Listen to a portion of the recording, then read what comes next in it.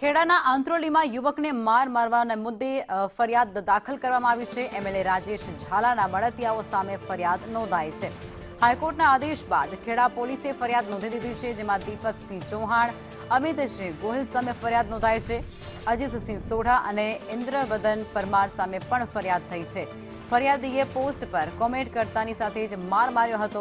યુવકનું અપહરણ કરી અને તેને માર માર્યા હોવાનો આરોપ છે। પોલીસે ફરિયાદ નહીં નોંધતાની સાથે જ હાઈકોર્ટનું શરણ લેવો પડ્યું હતું અને ત્યારબાદ હાઈકોર્ટના આદેશ બાદ આખરે ફરિયાદ નોંધાઈ છે। કુલ 4 જેટલા વ્યક્તિઓ સામે આ ફરિયાદ દાખલ કરવામાં આવી છે। આંત્રોલીના યુવકને માર મારવાના કેસની અંદર આખરે ફરિયાદ નોંધાઈ છે, જેમાં કપડવંજ પોલીસે હાઈકોર્ટની ફટકાર બાદ ફરિયાદ નોંધી છે। ધારાસભ્યના મળતિયા ઉપર ગુનો દાખલ થઈ ચૂક્યો છે, જેમાં તોરણાના ખાડાગ્રસ્ત રોડ મામલે કોમેન્ટ કરતાની સાથે જ યુવક ઉપર તેમના દ્વારા હુમલો કરવામાં આવ્યો હતો। પહેલા યુવકનું અપહરણ કરવામાં આવ્યું અને ત્યારબાદ તેને માર મારવામાં આવ્યો હોય તે પ્રકારનો આક્ષેપ પણ એ યુવક દ્વારા થઈ રહ્યો છે।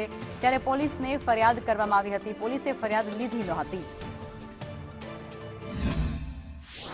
ઘટનાક્રમ એવી કે 3 સાથે મારી જોડે રાજેશભાઈ ઝાલા કટલાલ કપડાના ધારાસભ્ય છે, એમના મેં એક રોડ બાબતે પોસ્ટ કરી હતી, કોમેન્ટ કરી હતી। તો એ કોમેન્ટના આધારે એમના મળતિયા ગુંડાઓ મને મોકલ્યા હતા ઉઠાઈ જવાને મારું ખૂન કરી નાખવાના અપહરણ કરવા માટે।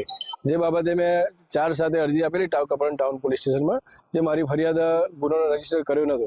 એના પછી અમે ગુજરાત હાઈકોર્ટમાં ગયા, ટાઉનમાં જઈને અમારી ફરિયાદ ગઈકાલે મેં ફરિયાદ આપી ત્યાં ગાડી અને અમારી ફરિયાદ લેવામાં આવી। પણ મારી જોડે બનાવ બન્યો હતો હાફ મર્ડર કિડનેપિંગનો, એ બાબતે અમારી હજુ ફરિયાદમાં જે કલમ લાગવી જોઈએ એ લોકોના આરોપીઓને લાગી